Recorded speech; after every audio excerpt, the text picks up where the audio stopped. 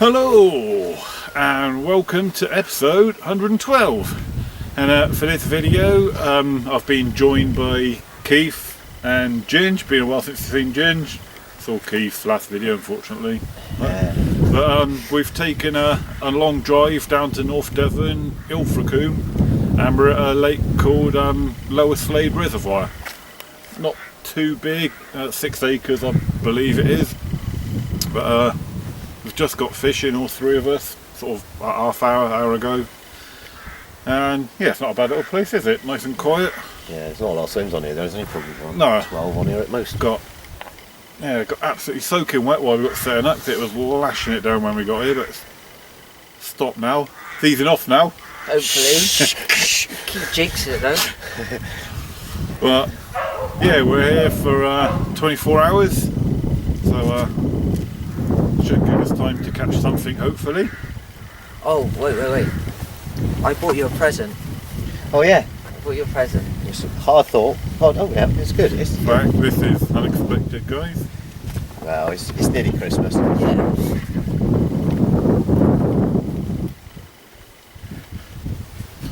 Complete guide to carp fishing for beginners. Just every little helps. Yeah. And you can always use it as a fire. There's some smart rigs in there actually. It's big writing as well. Yeah, there's not enough pictures. Oh, there's one on the front. Yeah. That's what a carp looks like. Just cheers, Ginge. It's alright. I'll You paid hard cash for that. I'll treasure that. Yeah. Don't be giving it away or nothing. Yeah. He's autographed it. Right. I'm gonna go and read the beginner's carp fishing book. Let's go fishing.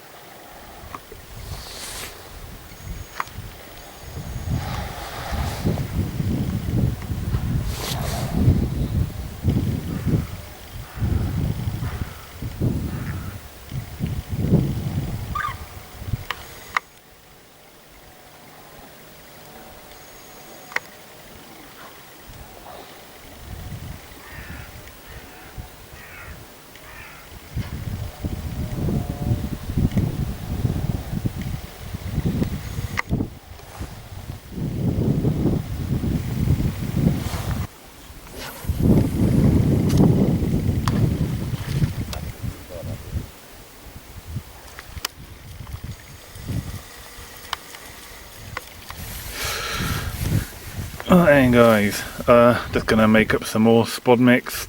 Having not fished this lake before, or sort of been able to find very little information on the internet about this place, the sort of didn't really know sort of methods, tactics, baiting applications really that would work for this place. So as you can see, I've got some pellets here, some Coppins pellets. These are just like 4mm halibut pellets, and some good old golden grain sweet corn.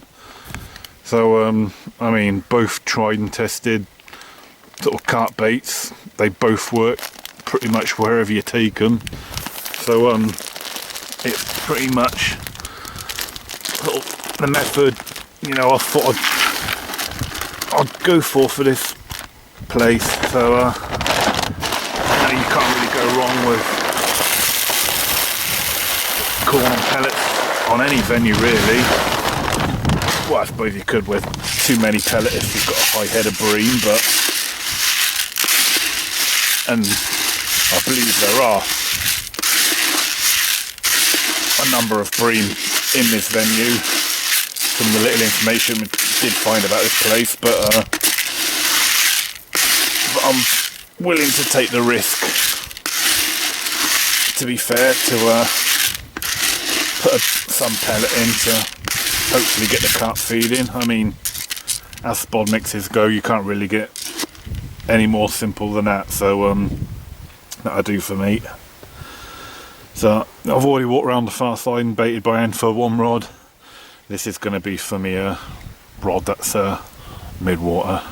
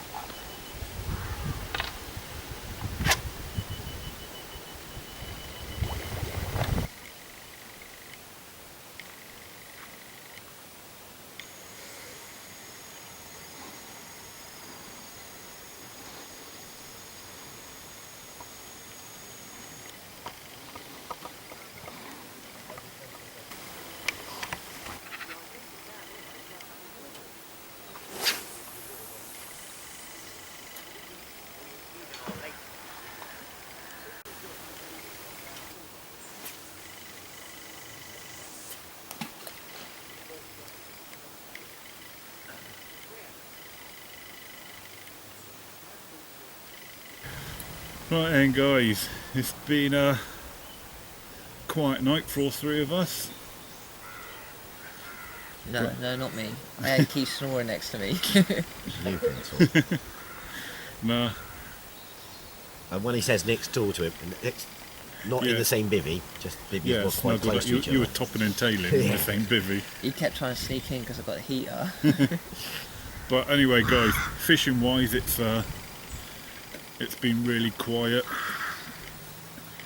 Seen a few fish boshing out yesterday and first thing this morning at first light.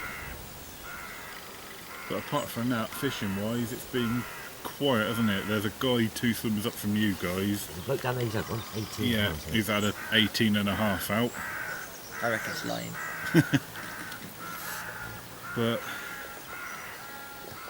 apart from that, really quiet. There's quite a few day anglers turned up now on the other side of the bank. The sun's come out. How are you getting on with that reading? Look, I haven't read it yet. That's why you're blanking. you need somebody to read it to you?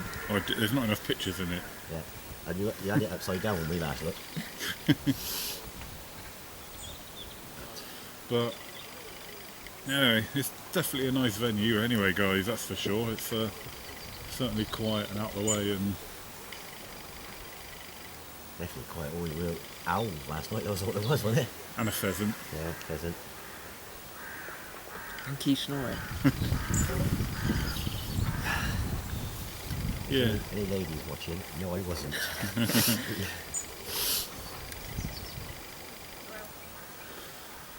But yeah, it was a nice clear night, innit? Once that rain just stopped in the evening time and the cloud disappeared, it was a nice bright night with the old moonlight.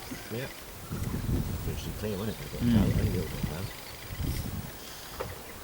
But all three of us this morning, we've all recast our rods with fresh bait and whatnot. You've put out a bit more spod mix, haven't you? Just a bit more, just a little bit. I haven't put out more spod mix. I'm just going to sit on the bait I put out yesterday. So, I feel I put enough bait out yesterday, but I did drop some spod mix into the margins yesterday just to see what it looked like on the bed of this lake, and that's all gone, so who knows. But the boilies I dropped out in the margins are still there, so perhaps the fish are just grubbing around, who knows. Small stuff, wasn't it? Could be small stuff, could be carp. You just don't know. But got a few more hours fishing yet anyway, guys, so there's still a chance yet. It's not over to the fat lady things. You singing, are you? No, I'm talking about your girlfriend. Ooh. We'll go with yours. We've seen her. Seen her. Yeah. Right then, guys, leave it there. Come back to you when something interesting's happened, or if ginge falls in. Yeah, that's interesting. Right then, guys, thought I'll show you a nice view of the lake. Now we got a nice sunny day. Couldn't really show you the lake yesterday because it was absolutely lashing it down. Yeah, I'm pretty much dead centre of the lake, and where I'm currently fishing, on my left hand right, see this little tree just here. I'm fishing right to the other side. It's, I don't know, I've estimated it at being about 70-75 yards to the other side, and I'm fishing just in front of this tree here, and just to the right, sort of but more mid-water on my right hand rod. But yeah, if I swing the camera around, and as we look down the end of the lake, this is the deeper end, the dam end. You can see the dam wall. I know it looks like I'm on a bit of a slant because I am to point the camera dead forward, but yeah, that's the deeper end of the lake. It's probably about 100 yards wide from one side to the other at that end. I'll just swing the camera around to the other end. Diddly doo, diddly doo, diddly doo, diddly doo, diddly doo. And then that's the shallow end of the lake, and at the narrow end it's probably only about 30-40 yards wide maybe. At that end there's a nice little lily pad, some nice reed areas. Yeah, it's a very nice lake. Very quiet because, as you can probably tell in front of it, you've got a sort of nice sort of hill, tree-lined hill, and it's exactly the same right behind us as well. If I swing the camera right round, diddly doo, diddly doo, diddly doo. So this sort of reservoir is actually in a nice sort of within a valley, almost like a sort of a Icelandic fjord. But nice and quiet. There's no light pollution from any street lights because it's all tucked away. There's no noise. It's very quiet. It's just a very nice lake in general. Water at the moment is quite clear. Probably see a bit of reeds down there. Yes, all in all, I'm actually quite impressed with this lake. It's just a shame the fishing's been a bit quiet. I mean, we are in late October now, so this time of year you generally have to expect the fishing to be a bit quiet, which it has been. Zoom in. I saw her across the lake from from us in front of Keith and Ginge. I've just had a fish, think it's a pike.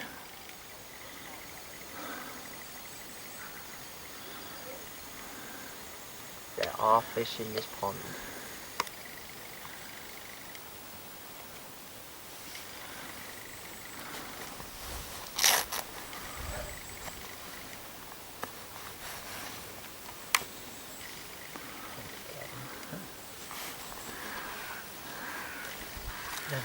Oh, yep, definitely a pike. What size? Oh no, can't tell. He's got some sort of fishy bait on. Let's drop the fit. Yeah. Oh, low. 4 or 5. No, it's bigger than that. Yeah. It's the length of his arm. Some arms are bigger than others. Chris's is. It's a, He's probably get a few pounds there. I'd say it's a low double. He's putting up so much weight now. That goldfish he was having on looks like a koi now.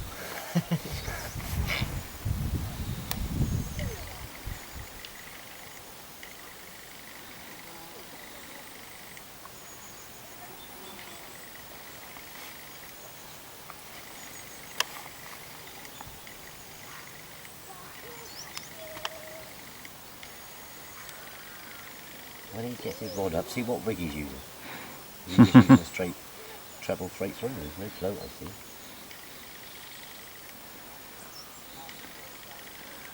see. There you go, guys. We haven't had a fish yet, but at least there's a fish in the blog now. Pike. There you go, kids. Unless you want to look like that, don't smoke. And eat your greens.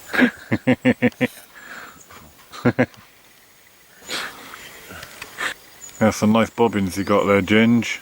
Thanks, mate. Where'd you get them from? Me. Keith.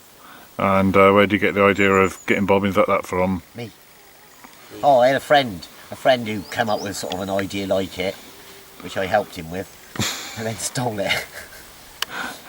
Yeah, they do look nice. Someone over there baiting his margin. He's baiting really tight.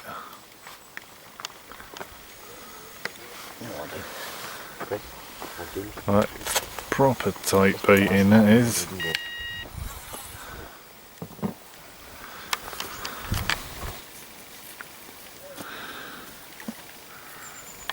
Well, keeps doing the same. Some tight margin fishing. Oh, teamwork, look at that. Keith puts the rod in, Ginge baits for him. Teamwork. Right guys, what's going on here is this is Ginger's rod. He's going to put a pike rig on it. He's already got the pike rig on the far bank. He's going to fish the far bank margins. So the plan is, if we've clipped up right, I'm going to cast this out now and it's going to land on the far bank. And once it's on the far bank, we'll just take the lead off and then Ginger will put the pike rig on. So it's taken a bit of trial and error, but hopefully now this is going to land on the far bank. Ready, Ginge?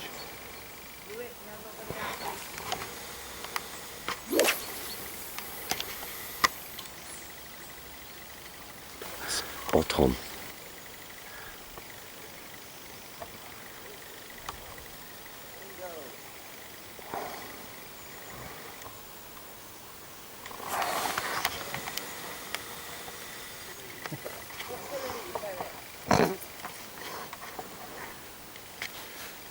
Right then, bit of trial and error we've finally got there. The lead's now on the far bank and Ginge is just taking the lead off and now reattaching the pike rig.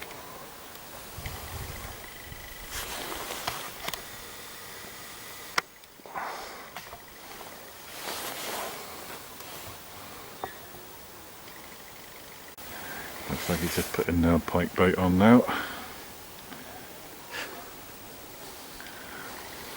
Well, I've seen this done many a time in carp fishing, but not in pike fishing.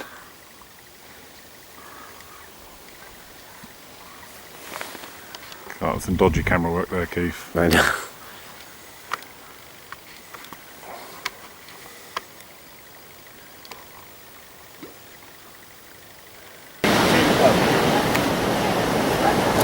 Right guys, come to the end of this vlog now.